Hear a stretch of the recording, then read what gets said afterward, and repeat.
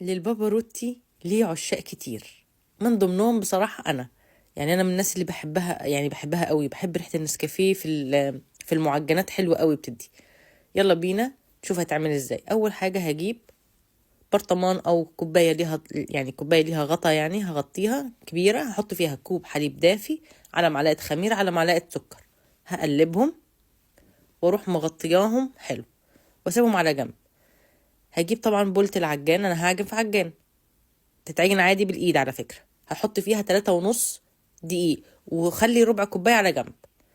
حطيت معلقتين سكر، معلقتين حليب نيدو، على صفار بيضة وبيضة كاملة، فانيليا، وشوية ملح. واحط طبعا الخليط اللي اختمر وهسيبه يتعجن. عجنته هنا لمدة تقريبا 5 دقايق. جبت بقى ايه، احط الزبدة هنا تلت كوباية، بالجرامات 70 جرام. سبتها بقى 10 دقايق تتعجن لغاية لما بقى سطحها ناعم على الآخر. المقدار ده خد مني تقريبا حوالي 4 كوبايات إلا ربع من الدقيق، وزودت ربع كوباية زيادة عن 3.5. هسيبها تختمر. هجيب أعمل الخليط التاني، الميكس اللي فوق، اللي هو عبارة عن تلت كوباية زبدة، تلت كوباية سكر بودرة. وهنا هقلب معلقة النسكافيه دوبه في معلقة مية دافية عشان يبرد، واضرب بقى بالمضرب الميكس الزبدة مع السكر البودرة. اضرب حلو، بعدين اجيب سوري بياض البيضه اللي انا سبتها مع نقطتين فانيليا، هضربهم حلو تاني واروح حاطه عليهم خليط النسكافيه. طبعا هنا هيكون بارد النسكافيه. واجيب بقى نص كوبايه دقيق، ده اللي هو الصوص او الميكس الغريب ده اللي هيقرمش من فوق الباباروتي، ده اللي هنحطه من فوق. هجيب طبعا السباتولا اقلب من تحت كده، يعني عشان احس يعني ما يبقاش في حاجه مش متجانسه مع بعض. واجيب كيس حلواني او كيس سندوتشات على فكرة، يعني احط فيه، ما اخليش طبعا اي حاجة في الطبق، واشيل منه كل الهواء في الكيس عشان ايه، اعرف احطه من فوق. هنا لازم تكون الزبدة في حرارة الغرفة او سايحة شوية، عشان خاطر انا عايزة ايه، الميكس ده يسيح عليه من فوق. هنا حطيته واسيبه على جنب. هنا بقى كانت العجينة اختمرت، هجيب البورد اللي هقطع عليها وهقطعه. انا قطعته وجبت برضو الميزان، وزنت كل قطعة وزنها 70 جرام. عادي هتقطعي براحتك، عادي يعني هتمشيها بعينك ماشي، هتمشيها بالميزان ماشي. انا عن نفسي قطعت ومشيتها بالميزان، لا يعني القطعة دي كانت كبيرة قوي، فدي تقريبا جت على 2 اساسا يعني. فطبعا اكورها كده واخليها ترتاح، امشي كده بالواحدة لغاية لما اخلص كل الكمية، عشان يوم ما هبتدي اخد واحدة برضو يعني احط فيها الحشو من جوه، ابتدي باول واحدة بدأت فيها.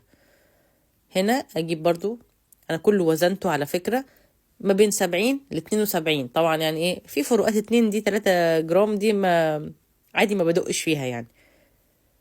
هنا برضو ايه، قلت عايزة اوزنها بالظبط فوزنت وحطيتها كده، ايه قفلتها وحطيتها وخلصت كل الكمية وغطيتها. يعني عقبال ما انا جبت الزبدة، انا الزبدة هنا مقطعاها 10 جرام كل واحدة وحطها في الفريزر. هنا لازم الزبدة دي تكون في الفريزر مش حارة الغرفة.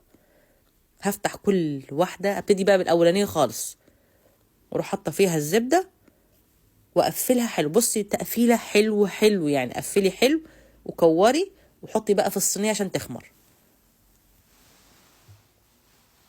عشان احنا متفقين ان المعجنات لازم تخمر مره تانية بعد ما تتشكل، هي دي حلاوتها.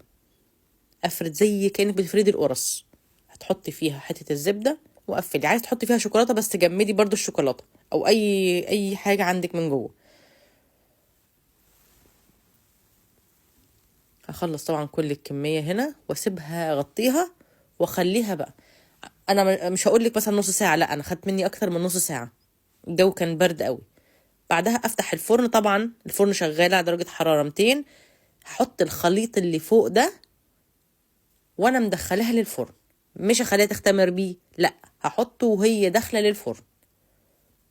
بصي حطي كل الخليط ده زي ما انا كده حاطه ودخليها للفرن. يعني مش هتاخد يا جماعة وقت كتير، يعني عادي كأنها زي البيتزا، زي يعني هي ممكن تقريبا ربع ساعة. عينك عليها تتحمر من تحت وتتحيش عليها من فوق، طلعيها فوق عشان ايه من جوه تستوي، وهتخرجي احلى صينية باباروتي تاكليها. اللي بيحب النسكافيه هيحبها قوي، مع العلم انا مش بحب النسكافيه اساسا ولا بشربه اساسا ولا بشرب القهوة، بس انا من عشاق الباباروتي. ممكن تحشيها كده او ممكن تحشيها بالشوكليت. يعني انا عندي بناتي لا قالوا لي عايزينها بالشوكولاته، بس حشيتها بعد ما استوت. هوريكم كده في اخر الفيديو هتلاقوني عاملاها. انا هنا زينت الواحده منهم بالشوكولاته من فوق، كل واحد بقى خلاص براحته، اللي هياكلها كده ساده ياكلها.